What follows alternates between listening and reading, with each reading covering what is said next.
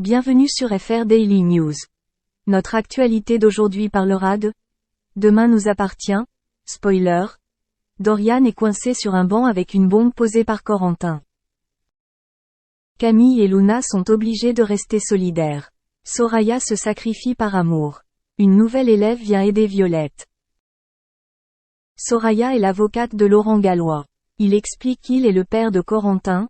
Il ne peut pas le trahir. Il a affirmé qu'il n'était pas impliqué dans le projet de Corentin.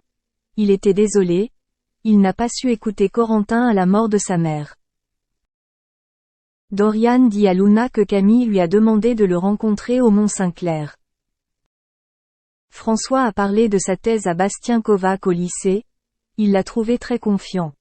Francis a déclaré qu'il n'avait jamais reçu une mission aussi parfaite. Bastien a triché avec ChatGPT. François lui a donné 48 heures pour refaire cette fois-ci sa thèse personnelle. Violette a entendu la conversation.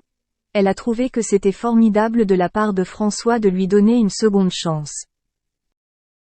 Soraya croise Nord au Spoon. Elle lui dit qu'elle y a pensé, qu'elle en finira avec Gabriel. Nord lui dit que c'est trop tard. Nord a expliqué à Soraya. Tu m'as trahi. Tu m'as menti pendant plusieurs semaines donc même si je le voulais, je ne pourrais pas. Roxane trouve Corentin très organisé. C'est un joueur d'échecs. Elle pensait qu'il avait tendu un piège avec son téléphone. Corentin veut mener à bien son plan et les adolescents sont toujours en danger. Corentin avait un complice. Avec un homme ils échangeaient des colis à la poubelle. Bastien aide Violette à déboguer son téléphone. Il est doué en informatique. Jordan a acheté une nouvelle console de jeu pour Lizzie et Jack qui étaient coincés à la maison. Mais cela s'est avéré être une blague.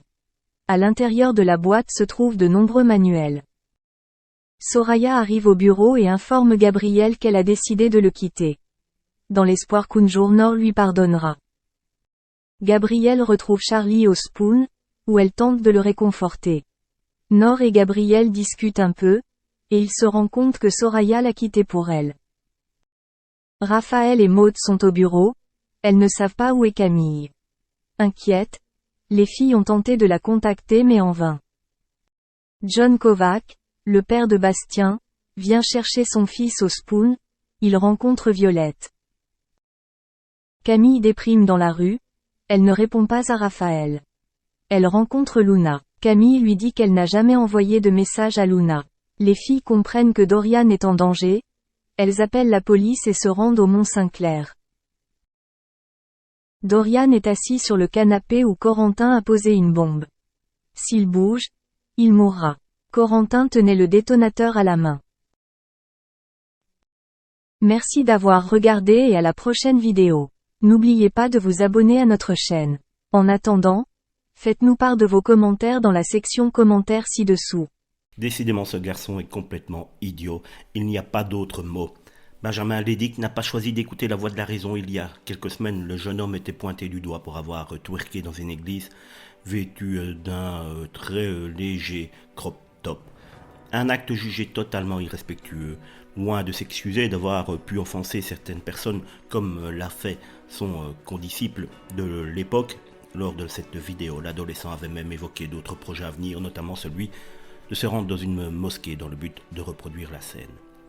Cette fois, c'est donc la religion musulmane qui est la cible de Benjamin Lédic. Même s'il n'a pas encore été dansé dans une mosquée, il a continué ses ambitions de vouloir choquer à tout moment et sur n'importe quel sujet.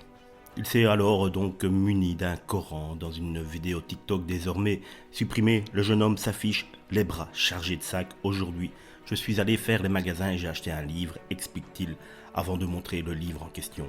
Il continue, j'aurais pu acheter une Bible ou une Torah, mais j'avais un peu la flemme, ajoute-t-il, et de poursuivre.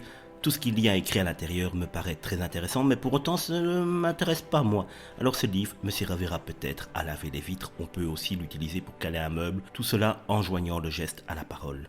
Il conclut la vidéo en jetant le Coran à la poubelle. Vous l'avez compris, j'en ai strictement rien à foutre de ce qu'il y a écrit à l'intérieur. Et non, je ne suis pas obligé de respecter un Dieu parce que vous y croyez, donc vous vous en doutez, je ne vais pas en faire grand chose. Une preuve que Benjamin Lédic n'a aucun regret. Sous le choc, les internautes